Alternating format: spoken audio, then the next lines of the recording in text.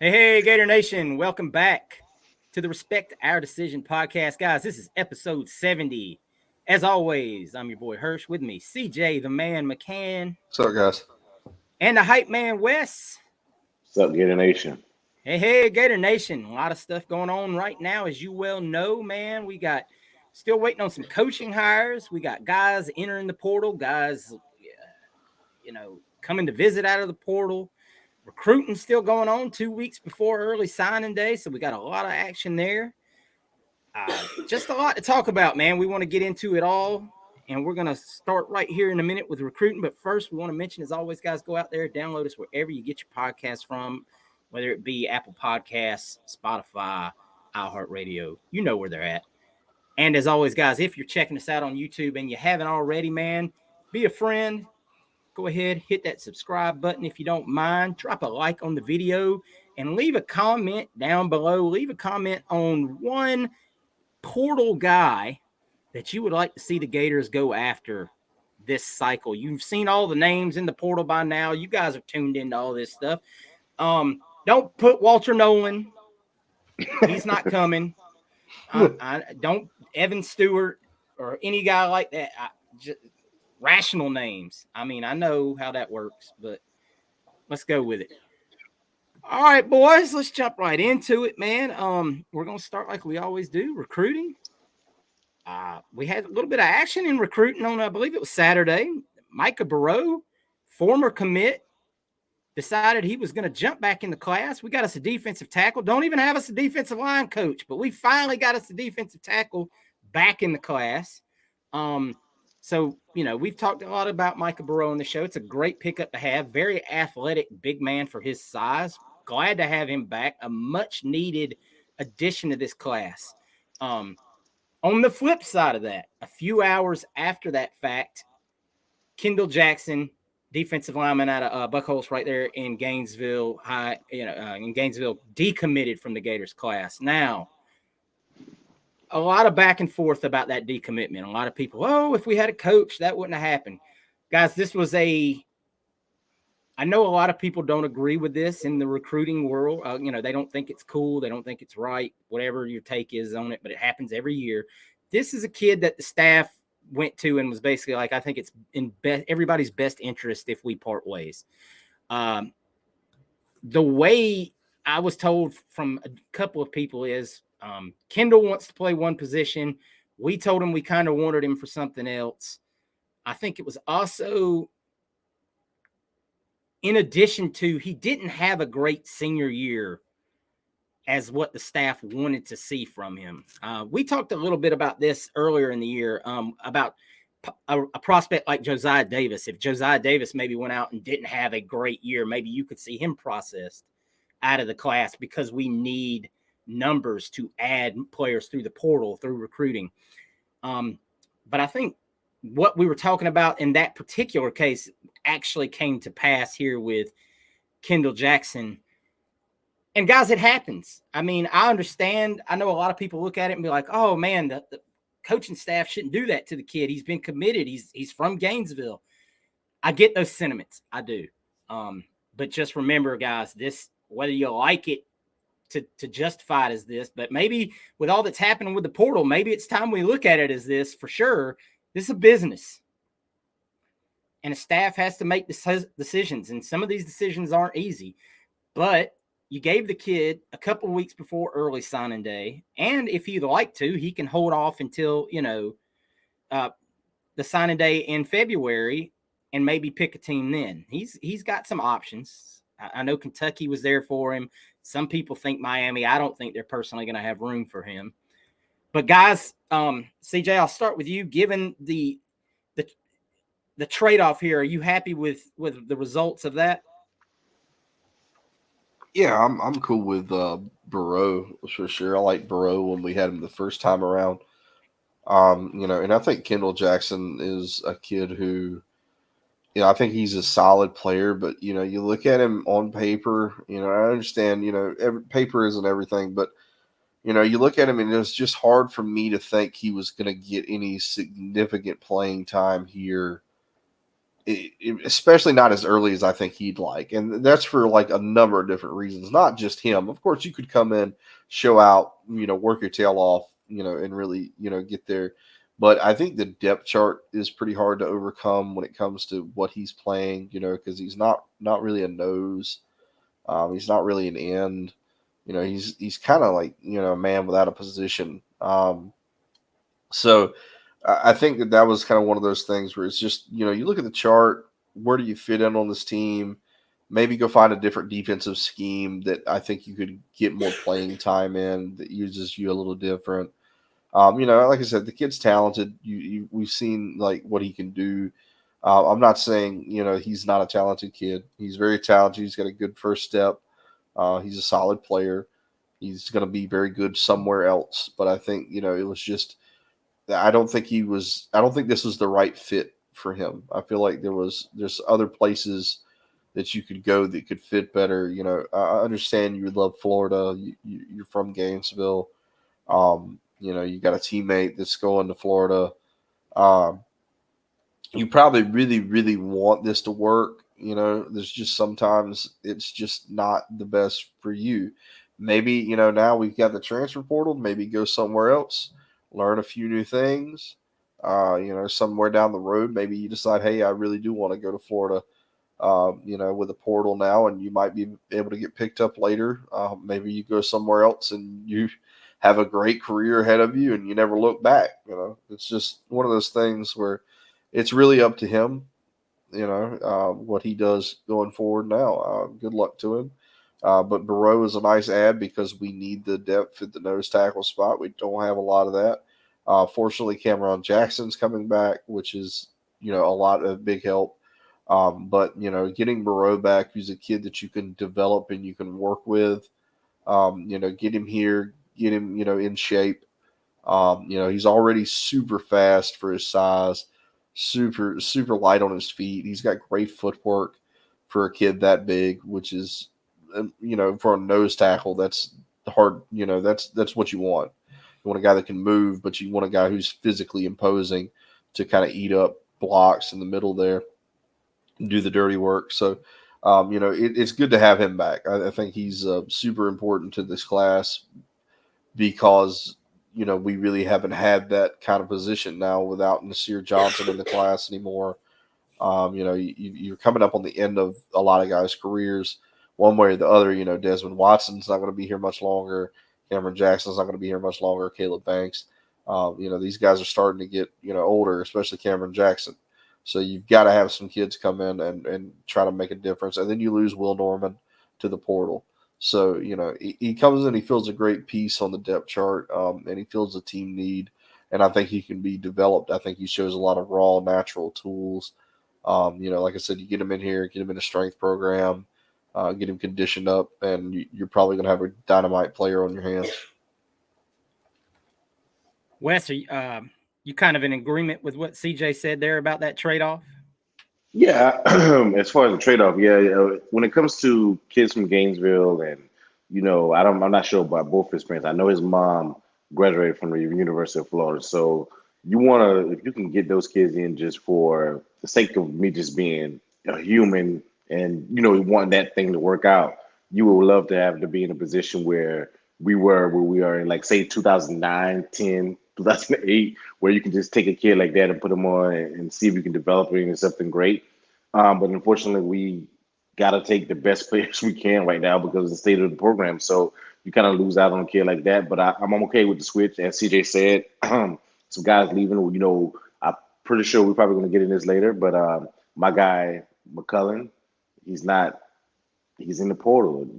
I loved him, and I won't dwell into that now. But we need true nose tackles, and Burrow has the feet at that size, like CJ was talking about, that I love. So to get him back in the class, very athletic, big kid. You're gonna need that with some guys leaving from that position, and we need that stabilized. And with Jackson and Banks and Lyons, and we have some guys up there in front of him, but we can never have enough depth, especially in the SEC in the trenches, and that's what it's all about. Burrow is the better player at this point in their careers right now. coming from out of high school, in my opinion, from what I've saw. So yeah, I'm okay with the transit the trade off as far as one guy for other. So that's what it's basically was about. And I'm glad you alluded to that. People think we lost him. No, we didn't. Like, it was a mutual parting of the ways. Respectful to the kid because of what his mom, and I want to say his pops too. I'm not sure, but I think his pops played at not played, but went to the University of Florida as well. So of course you want to be respectful to those kids and the legacy that they had when they attended UF as well. So shout out to his parents, shout out to him. Uh, Kid was classy about it. I think I got it. I don't know if you guys saw it, but I got it. Some loser that talked about him and McCray and retweeted some stuff when the kid said that he was going to go. Don't do that shit. And yes, I'm cussing. Don't stop. The kid said what he said. We know if you know why he didn't go, why he's not coming to the University of Florida. Why are you tweeting at a 17-year-old kid? To me, that's some straight up. I think Justin saw it, just like what I said, but that's some straight up BS. You a loser. I don't care if you follow our podcast or whatever. I'm sorry, I'm big guys, but to me, that was some loser ass mess that guy It did. is. You don't have to apologize. Yeah. We've said that. Me and you and CJ to a lesser extent, because he hasn't been here since day one, but he's kind of been with us in spirit since day one. We've said it since day one. Leave these kids alone on social media. The guys on the team, that's one thing. We can talk about that at a separate time. I'd prefer you leave them alone too. But high school kids trying to make the decision of their lives, and sometimes the decision ain't always theirs. Exactly. Leave those kids alone. Don't And tweet at them. Don't say, oh, you're either a Gator or you're Gator bait and all that mess. You don't live their lives. You don't sit in the living room with their parents and make these decisions. one last thing, Hirsch. I know CJ said it was a mixture of, okay, we wanted to play the position, he wanted to play here. If that kid's mom and dad went to UF, we talk about, we always lose kids that grew up Florida fan. That kid was a Florida fan, whatever And his he was. mom was a very cool person. I Yeah, actually tweeted back and forth with his mom, and she was so happy for that young man. yeah, that's her son. So in hindsight, that kid wants to come to UF, and you tweet that crazy mess that you tweet. I'm not even gonna call his Twitter handle or whatever his name. Don't It do don't no matter. crap like that. Loser, That's straight garbage. whatever. Yeah, yeah, that's straight BS. That kid wanted to be here, but it was a mutual parting of the ways because we were looking other ways. So that hurt him to not be able to go to University of Florida like his parents. And his mom even tweeted out afterwards, I will always be UF in my heart, but I will love you wherever you go. And hey, all that matters in the world is what his parents think of him and what he thinks of his own decision. At the end of the day, your opinion of where that young man goes to play college football doesn't matter at all. Keep it to yourself. And moving on. Just quit being weird. That's all we ask, man. That's the number one rule. Quit being weird. Shout out to Chris Zen. Other recruiting news, Jordan Seaton announced he will be deciding tomorrow, December 7th. All I can tell you as of right now at 7:17 on December 6th, my best guess on this situation is that it's going to be Tennessee. I think he's going to go to Tennessee. I think Tennessee has dropped an enormous amount of bag for that young man. Not saying it ain't over till he signs, but I'm just telling you what I'm expecting as of now. Something came on quick with that. We'll see what happens, but I'm just not feeling real good about it. It sucks. We all wanted that young man in this class. We need that young man in this class. That's a whole nother rant for another day, that because we've had it multiple times already. We're not going to sit here and beat that dead horse on this episode. We got other things to talk about. I'm just going to go ahead and give y'all our opinion of where we think things are at as of tonight. So you're not tuning in tomorrow going, well, those guys told me that we had a chance in this, man. Just don't go into his announcement with any expectations of it being Florida. That's all I can tell you. Just don't watch. Yeah, just don't watch, man. Find something else to do. We done told y'all, man. Get new hobbies. Just saying. Couple of visits this weekend that we know about as of right now. One official visit, Greg Smith, DB, is visiting. Florida looks very good with this. He's got his decision coming up. I can't remember the date because I didn't do my homework and write it down. I think it's next week. I'm pretty sure, but it is obviously before the early signing day. The Gators feel good here. Yes, they would still take him and another DB, preferably Zay Mincy, as of tonight. So just don't get down on the take of Greg Smith. This is a kid who's come on real late in the process here. Auburn likes him. A lot of other good, Florida State has offered him. So it's not like, I know you'll look at his offer list. Somebody will say, "Oh, let me go look at this kid's offer. Oh my God, he's offered by Acorn State." and then it's like, well, this is how far we fallen. No, this kid's rising up pretty quick. And if you look at his highlight tape, he's a safety that likes to go hit people.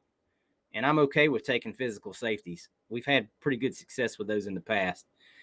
Another one that's visiting, defensive line transfer, Joey Slackman. He's from Penn. That is the one transfer guy that we have probably 100% confirmed right now. They are working on others. They've made contact with a good handful of players so far. They've made contact with a lot of players that we haven't heard of. So I understand a lot of people are like, why are we not already? Notre Dame got a commitment from a wide receiver and Kentucky got a quarterback. Why have we not gotten enough movement yet? I get it, guys. I understand the sense of urgency on the transfer portal.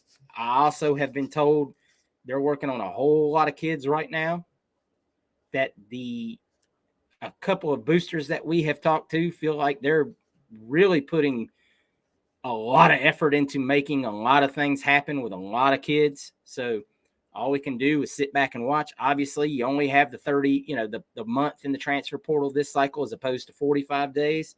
So it's going to become apparent real quick how serious we are about this thing.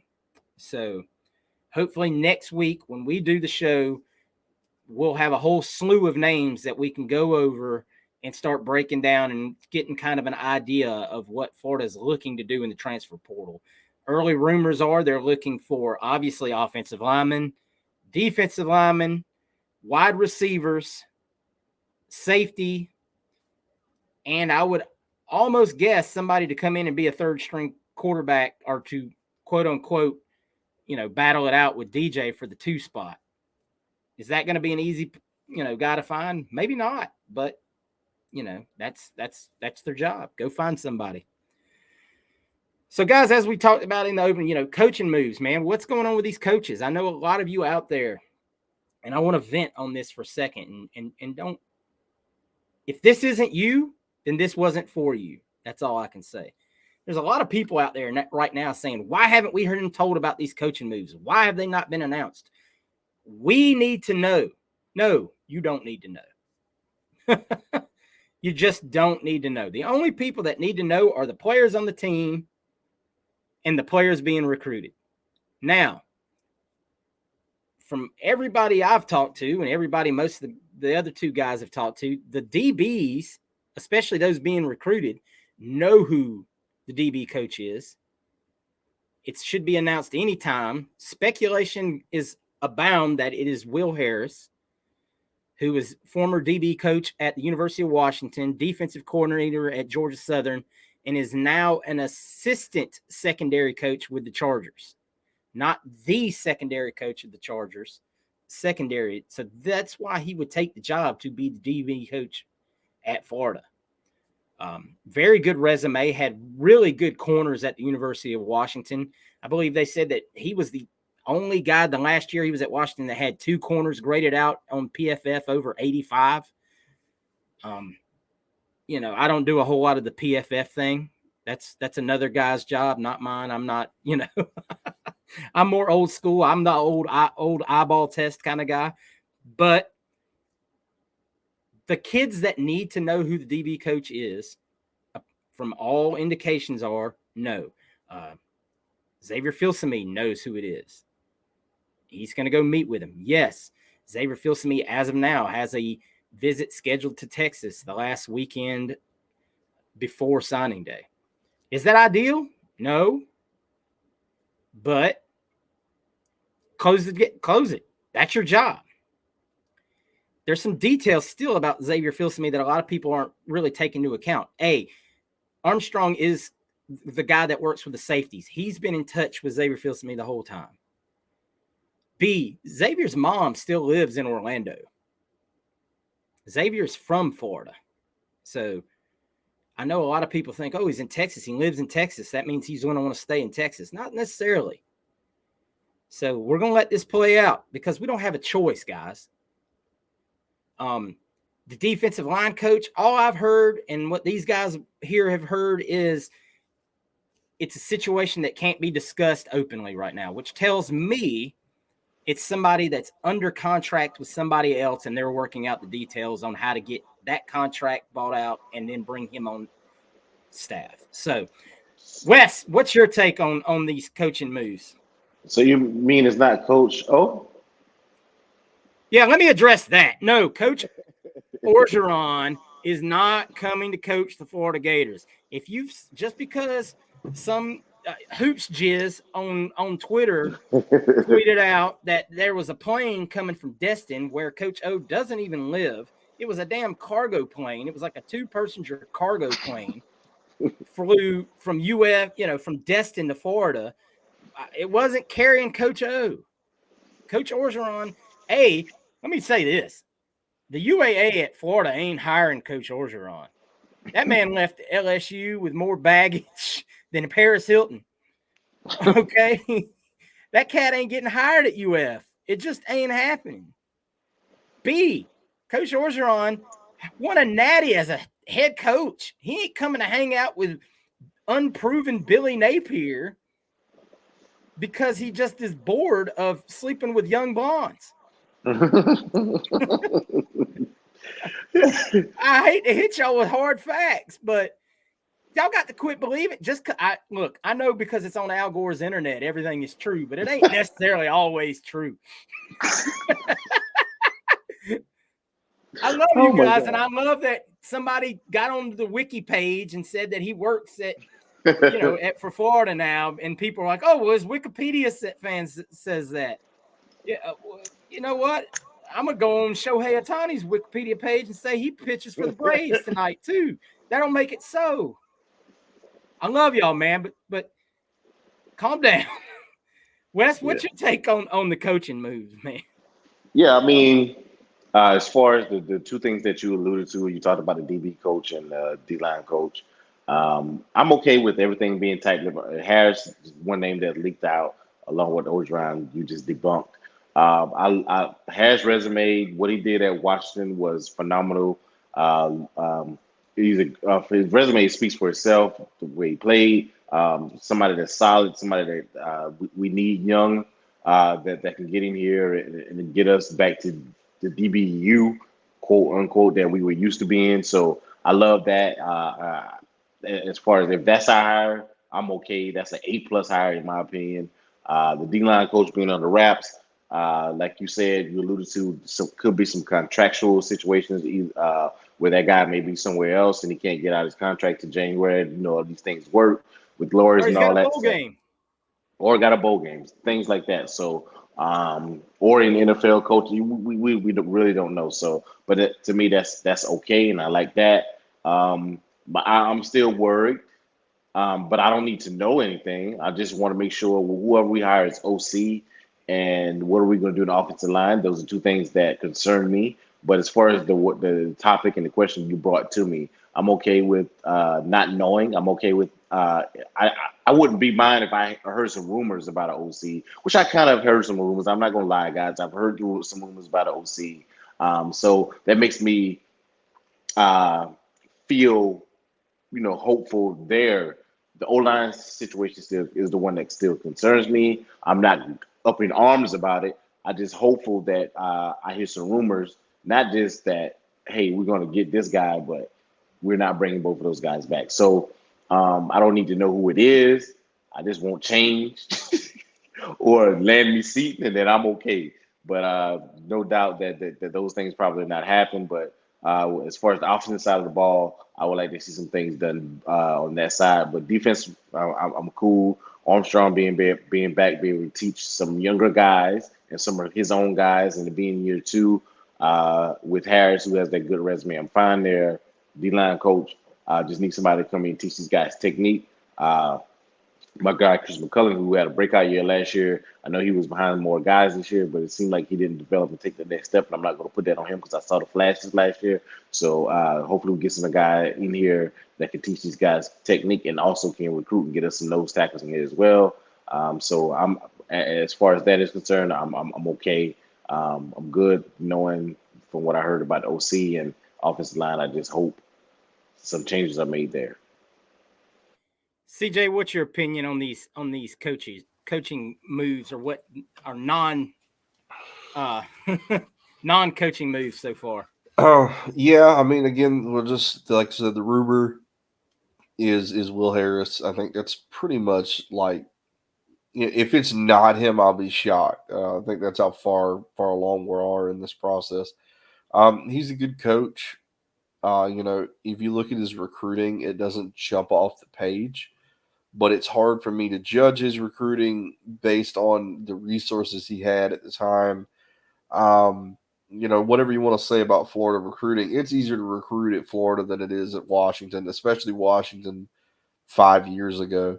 This isn't national championship contender Washington. This is a pretty pedestrian Washington team at the time, and he turned the defensive secondary around there. And then Georgia Southern is Georgia Southern. They're never gonna recruit with the top dogs, no matter who's there. It's just, it is what it is. And then you go to the NFL. So I don't think you can fairly judge that as harshly as people are trying to judge that, because you're gonna have to wait to see what he can do when he gets the exact resources at the University of I Florida. mean, he's got a couple of Seminoles in his secondary. What is he supposed to do? Right. I mean, those guys are, you know, I mean, the secondary looked pretty good against the Patriots, but then again, whose secondary doesn't look good against the Patriots? Uh, no, and then the D line coach, like you said, I think it's somebody who's currently coaching somewhere else or is under some contract. And I think the same thing could be said a lot of the time about talking about offensive coordinators.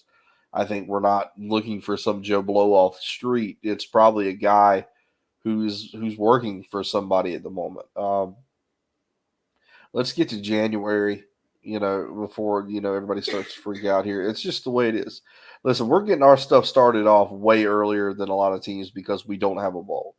And that could be good and that could be bad. Everybody else's timeline's different. Everybody freaks out about portal kids. Most kids, especially right now that are entering the portal, especially the big name kids, already know where they're going when they get in the portal. So you see guys, oh wow, I'd like Florida to get him. Ain't getting him unless we'd heard about it before he got in the portal. Like kids like Walter Nolan and those guys, those guys already know where they're going. The wide receiver that went to Notre Dame, he knew where he was going. We got, people not reading the fact that it says they have no contact tags on them in the transfer portal, which means you can't like call and ask them to come visit. They know where they're going. You could say whatever, it's an open admission to tampering, whatever, everybody's tampering. What does it matter? But that's kind of where we're at. I mean, you got guys. I don't think the coaching situation matters. I think everybody who needs to know knows. The kids especially. So we'll see how it goes. But at the moment, I wouldn't freak out about the coaching stuff yet either. I'd be more concerned if we did hire a couple of guys just kind of off the street. I understand Clemson got Rumpf and they got Matt Luke, and that was something people were freaking out about. But both of those guys kind of come with a little baggage because they both took leaves of absence. They basically quit. So, eh, just hang on. Let's see where we're at before we freak out. Let them make the hires before we freak out about the hires. You make a very good point about the fact that we're actually getting a jump on the hires. People think, oh, we're behind the eight ball here, but we're actually ahead of it because, like you said, a lot of teams are still in their bowl games, and good teams will start losing coordinators. as the bowl game's in, and then they're searching for guys. Well, okay, you've already got your guys taken care of. It's all about perspective. I understand that the knee-jerk reaction is Billy doesn't do anything fast enough. Look at what he did with the portal and this, that, and the other. Well, you don't know what a contract situation is. You don't know what a buyout is for a guy. You don't know what his NFL situation is. If it's an NFL guy, there's a laundry list of reasons that it may take more than 7 to 10 days to find a guy and get him into place. You may have identified your guy in the first 2 to 3 days, called him, said, "Hey, I want to offer you this job." The coach says, "Yeah, I'll take it," but then you got to work out the particulars. I understand that some situations are easier for others, but like CJ said, it's like the two guys that went to Clemson. Well, they weren't working.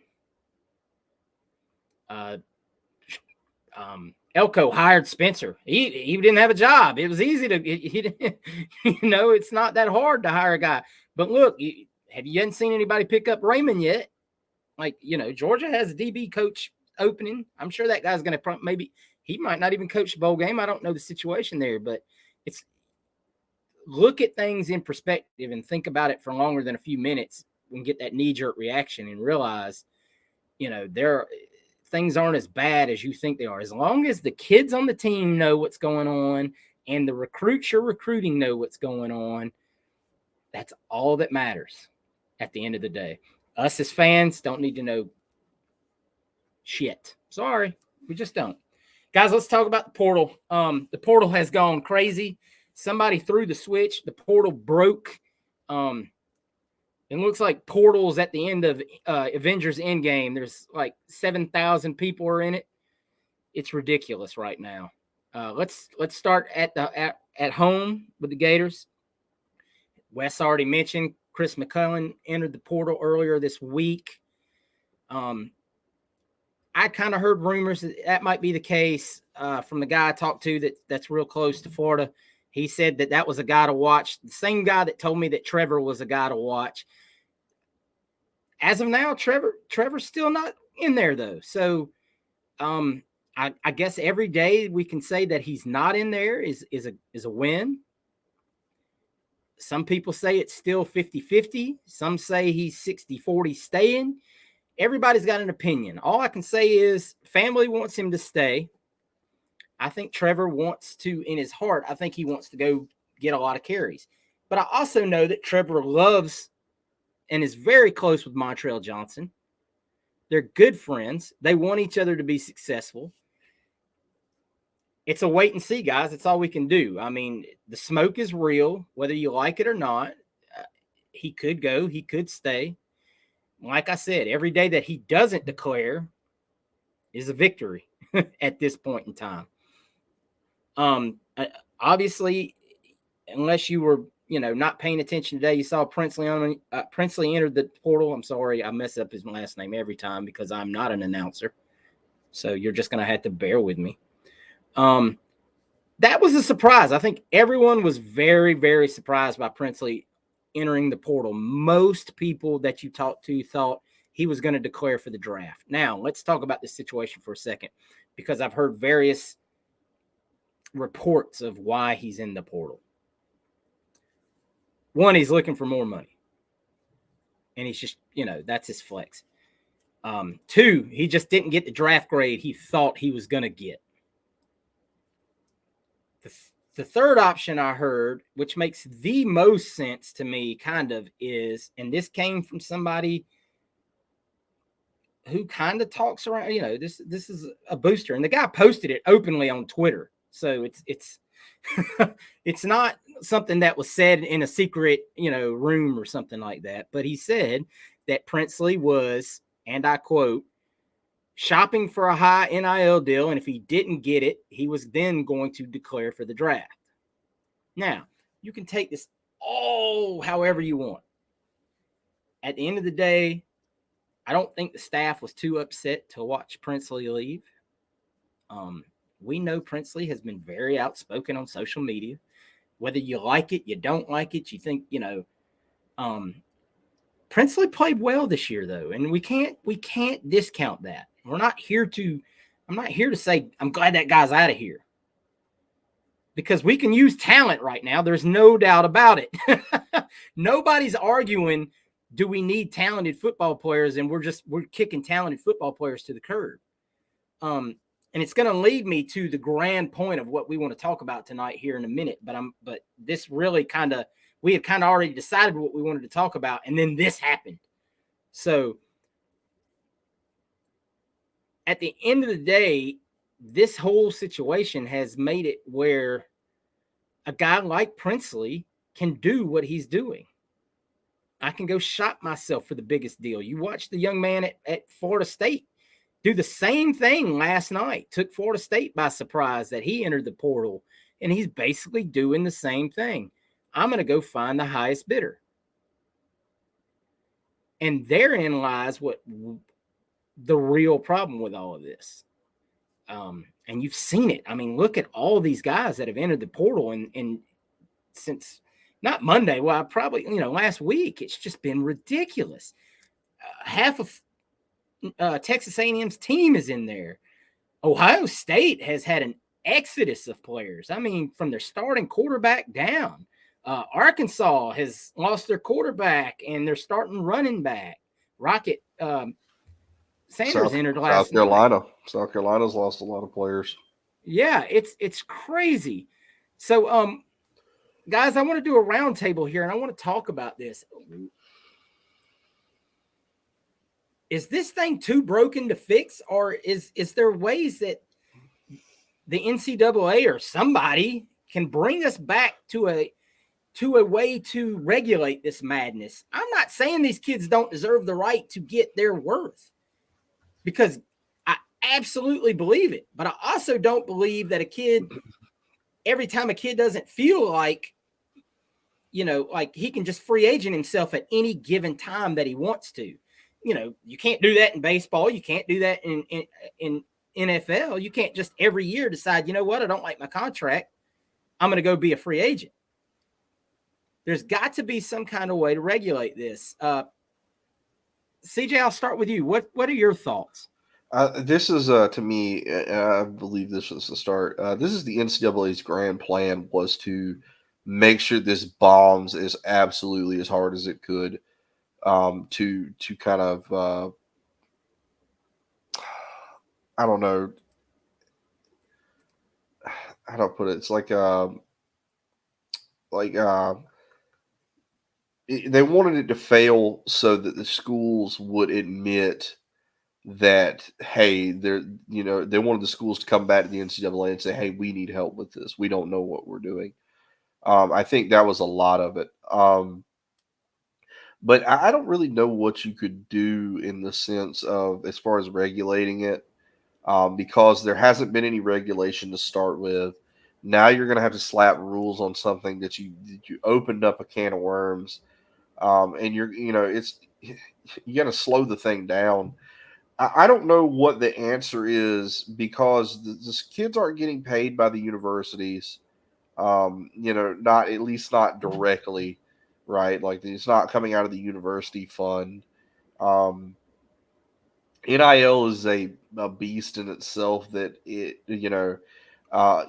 they announced NIL, the first thing that came to my mind is they're going to be like Deion Sanders kids and do Google commercials, or they're going to be like Caleb Williams and do Dr. Pepper commercials, things like that. That's what I thought. I was like, okay, NIL is going to be a way for these kids to sell Cheez-Its or whatever. And then it turned into something completely different, where you've got collectives and you've got boosters with fake LLCs that they're funneling money through to pay these kids. And you've got boosters that are shady, that are promising money. They're not getting paid, but there's no real repercussion you can do. Or you've got kids that back out on deals, and there's nothing you can do there because you can't sue the kid. There's no real way to hold them to it. So I don't know what you do aside from, everybody's discussed salary caps, contracts. What kid is going to sign a 3-year deal with you, knowing nothing at all? Like, why would they do that? The kid's got all the leverage. And that's kind of where we're at. The kids have all the leverage right now. Um, I don't know what you do. So the NCAA could make it where you only get one transfer. Um, maybe they make it where you have to sit out a year again. Maybe that slows it down. But then you're left in a position of a bunch of kids who don't want to be on the team anymore. They're going to be mad. It's just a mess. I really, it to me is so broken right now that it's just going to have to get to a point where booster fatigue gets so high at all the schools that eventually they just say no more. But I don't know if that's ever going to happen, across the board, because there's always going to be one that comes up and says, "Hey, I want to spend the money now." Get a wild hair. It's just a mess. I don't know what you do in the way of the portal. I don't know how you fix this. I really really don't, and it's wearing on the product in itself because I had a friend of mine who was talking to me about this, and he doesn't do any of the the message boards, and he doesn't do any of this other stuff. He's just a fan, and he's like, it really sucks because it's really hard to get invested in kids now, invested in the player because it used to be the best thing about college football was watching a young freshman get on campus and watching him work his way up to being a senior or a junior and see the progression year after year of this kid, and you basically follow along with him. You become a fan, and now you really can't get invested in them because they might not be here anymore. If something goes south, he'll dip. So in that the roster turnover is ridiculous for college football now. I mean, it is super. It's never been this insane. Where you're like looking at kids and you don't even know where kids are. You have a kid come on campus now with freshmen. They come in, they play a year, they're gone. They never play a snap for you, but they were on the team. You're looking around. Where did he go? Or even the smaller schools, the kid that goes to play for Kansas or whatever, and he's a great player for 2 years for Kansas, and then he's like, "Oh, I'm not staying at Kansas," and they recruited him, they developed him, and then he's going to go to the NFL, and he's going to go to all the great things in college in a Power Five school or another, like an Oklahoma or a Alabama or a Georgia or LSU or wherever, and he's going to carry them around for the rest of his life. Then you're like, well, we just got kind of snubbed. We're the ones that did all the work. They just got the finished product. So I don't know what you do. I don't know how to fix it. I don't. And right now, look, it looks to me like it's too broke to fix. I think you need to completely get rid of whatever we're doing and come up with something completely different because I don't think there's any way to fix what we're doing right now. Wes, what do you think about that? Yeah, just alluding to some points that CJ made that some fans make, and he said some good stuff and he said stuff that I kind of disagree with. But as far as what his friends were saying, as far as, and I agree with that, and I think I text you guys that, like, imagine Fred Taylor playing for the Georgia Bulldogs. You know what I mean? Imagine Fred said, you know what? I think I'm going to transfer. Like, you don't want to see your favorite player transfer to your rival school. And I agree with that and what his friend said to him. But it's the same thing we say to these kids. Like, if a coach gets fired or a coach transfers, the saying is you commit to a school, you don't commit to a coach because coaches are in and out. And that, to me, that lies the problem. If coaches can up and leave with no repercussions, there's nothing that we can say to these kids. If we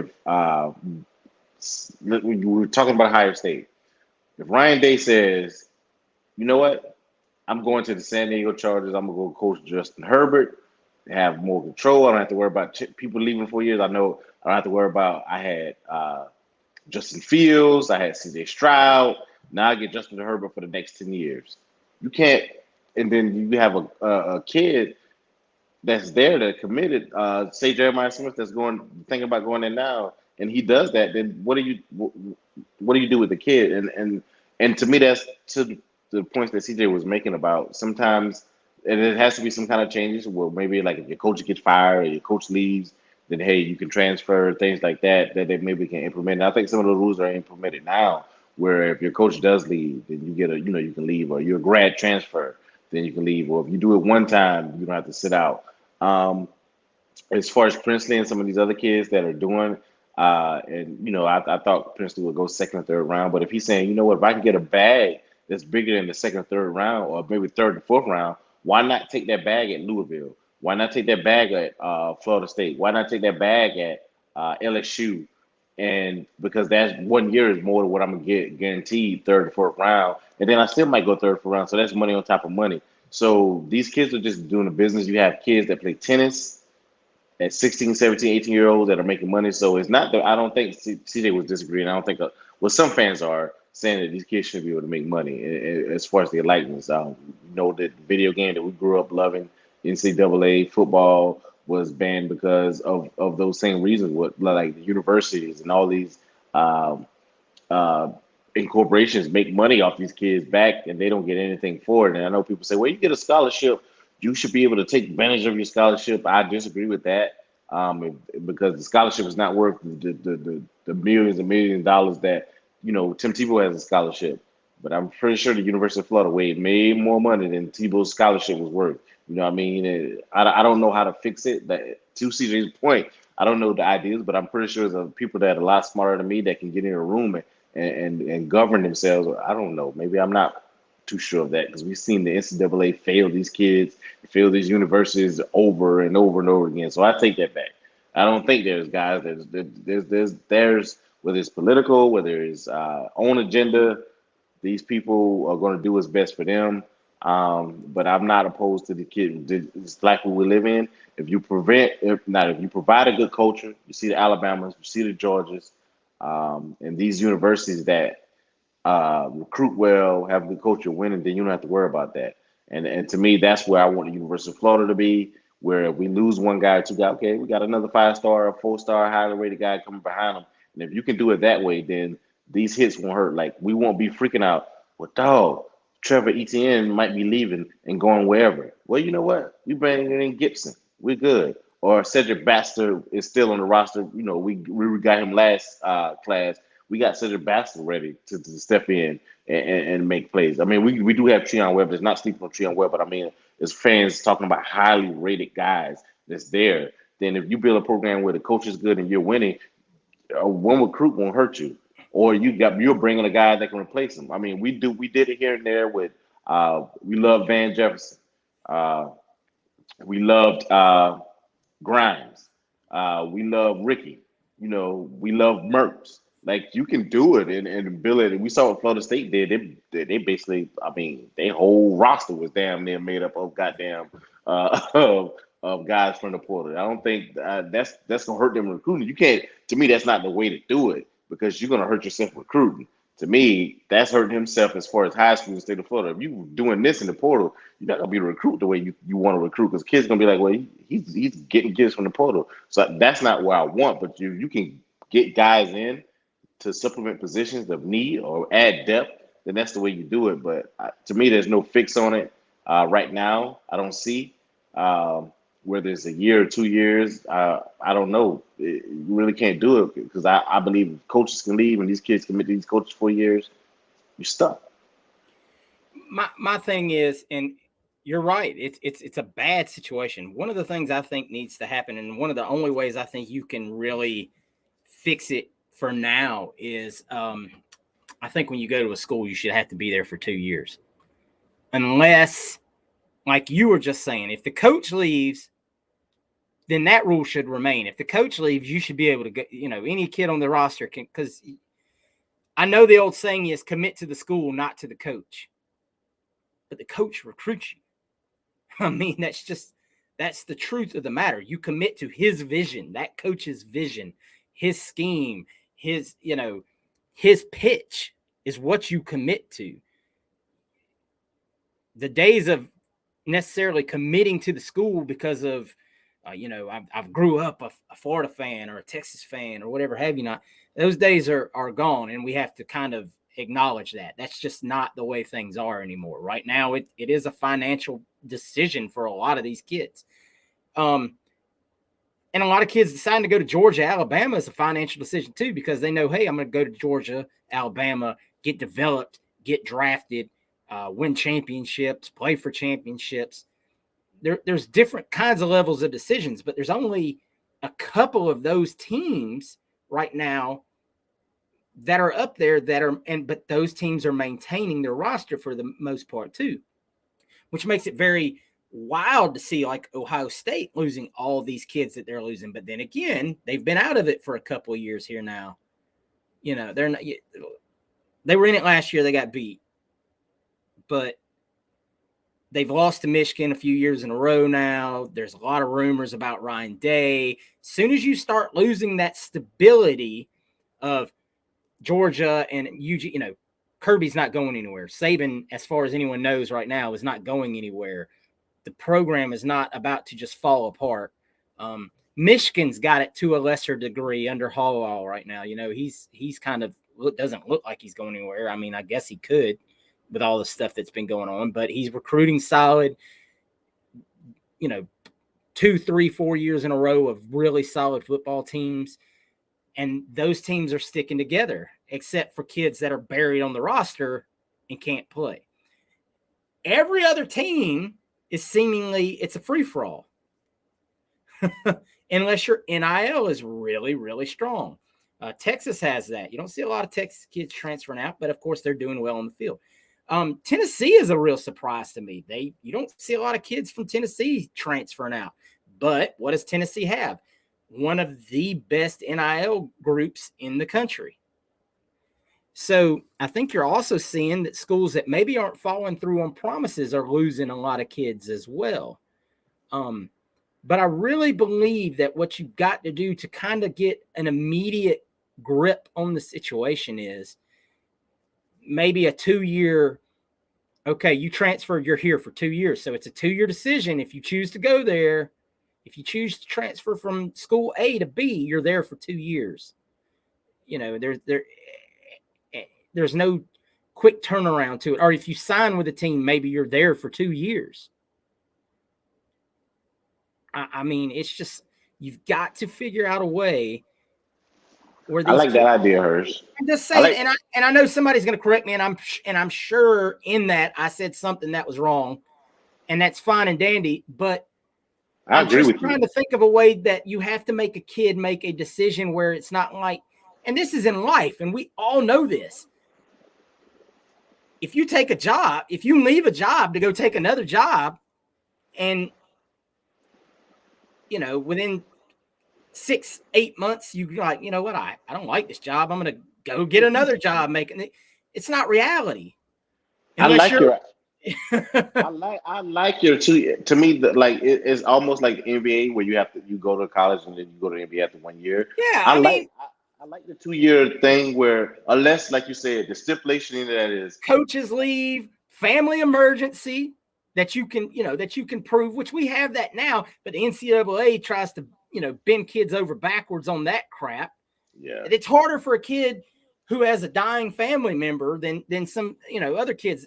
It's just, some of that's ridiculous. But I like your idea, the 2-year rule. I like that. I love that. Matter of fact, I don't like it. I love it. I'm just spitballing because look, there was a lot of rumors that the portal was going to go crazy this year, but we heard that last year and the year before.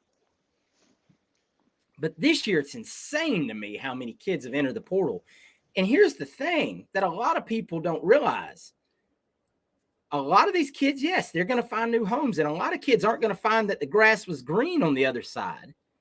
And then they're going to get stuck going to lesser schools, not getting what they hope, because there's a lot of people out there right now. I mean, a lot of people out there right now. Kids fresh out of college, kids still in college, that think they're sports agents, getting into kids' heads and saying, oh man, I can get you money somewhere. I know how this works. There were 2 individuals involved in the Rashada situation last year that were, of this kind of breed. And these kids get in these other, get in kids' heads and be like, man, I can get you money. Are these scandalous people that come around these kids that want to be handlers and stuff like that? Like I said, they want to be street agents or whatever have you not. Like, oh man, you're not getting your worth here. We can go somewhere else and get you what you deserve. And then they kids like, oh, cool. And they enter the transfer portal, and then they're not getting the phone calls that they thought they were going to get unless you're Walter Nolan, Evan Stewart, big kids like that. So there's got to be some kind of way that the governing bodies can sit down and come up with regulations that make this fair to all parties. I understand that no matter what you put in place, somebody's going to have a gripe. I get that. But it's like collective bargaining in pro football, baseball, basketball, and all that. You've got to come up with something that all parties agree on that's fair for everybody, where it's not the wild, wild west out there. So, I mean, it's just, it's like CJ said a minute ago, it's really killing the sport that we all love, because you can't get behind, like you said, the growth of a player. I want to see Trevor Etienne play for 3 years at Florida and then go pro and be like, man, that kid was a great Gator. He's going to be a great Gator regardless. But you don't want to see him in another team's colors and then, go pro. Nobody wants to see that. But that's where we're at right now. And it sucks. Sorry for rambling. It's what we have to do sometimes. It's a touchy conversation. And I understand a lot of people have a lot of different opinions about it. Like I said, mine will never change. I do think that the kids should always get their worth. I'm not really sure what their worth is. Or should kids in college be making more than 5th, 6th, 7th round draft picks in the NFL, guys? You leave your thoughts below and tell me what you think about that. All right, boys and girls. That's really all we got this week, man. We're kind of up against it on news, as far as, we're kind of at the mercy of waiting on kids to either decide they're going in the portal or not, and the school to announce coaching moves. So that's where we are.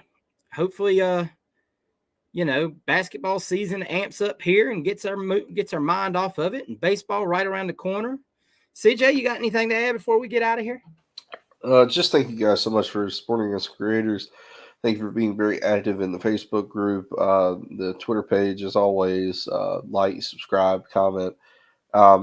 Check out our friends at Alma Mater. Check out our link below. They just dropped a new hat, the Weekender edition hat with the Florida baseball script on the front. And this time the hat is blue. Instead of, they've got the white, they've got the gray. Now they've got the blue one. It looks pretty nice. I'm picking that one up myself. So check that out. Check out the new basketball T-shirts they've got out as well. But use our link. It helps us out a ton. Helps them out a ton. Make sure they know that we sent you. Does wonders for us. But thank you so much for supporting us. Keep following along with us. We're all trying to get there. I mean, it is what it is. We're at that point of the season. It feels like bad news is hitting you from every corner. But and from everything that I've heard, we've got good stuff on the way. You just got to keep your chin up and kind of just make your way through it. Like I said, no bowl game for us this year, which is unfortunate. But if there was ever a year that kind of feels like maybe we don't need it, we need to get some others. Did we really want to watch the team play in a bowl game? Yeah, do I really want to watch us go to the Birmingham Bowl this year? And a bunch of kids hold out, and then it really be like the worst version of our team on the field. Coaches halfway with their foot out of the door. It is what it is. So, like I said, keep trucking along. We're in the way. We got some good news coming, hopefully, from everything we've heard. So, thank you guys so much. We really appreciate the support. Absolutely, guys. And make sure you check out our Facebook group, Respect Our Decision. We have a great chat there on our Facebook group. If you haven't seen it already or are not a part of it, those of you that are, we appreciate you. We thank you. We love chatting with y'all on a daily basis. Wes, take us home. Yeah, appreciate you guys. Like CJ said, make sure you get that link. And so when you order from our sponsor, Alma Mater, get that. You see her got the hoodie up there. Use our link, and that way you help us out, and you still shopping with those guys who do Gators for Gators. So I appreciate those guys and appreciate you guys who've been listening. Hirsch is really in that group chat. I don't really say much anymore on Facebook. No, he just started it and left me to go. Yeah, Hirsch is really in there engaging with you guys. Appreciate Hirsch. I want to give him a shout out for for doing that. It really keeps it going. Ryan, I know Ryan talks a lot in there as well. There's So, two Ryans now. You got to remember that. well, my bad. I don't go in there as much when I'm doing it I because I'm working, but Hurst is there, so he knows you guys. So, just want to shout out to you guys for being in there. Um, and just appreciate you guys for following us and thinking our opinion is valid and what we're saying is important as far as how we feel about our status as far as the Florida Gators is concerned. And as always, holiday season coming up, Christmas is coming around the corner. So hey, we're talking about our sponsor. Shop with them. Let your spouse, let your significant other know, your kids, whatever you want to get for them. You can always shop there and get your stuff there.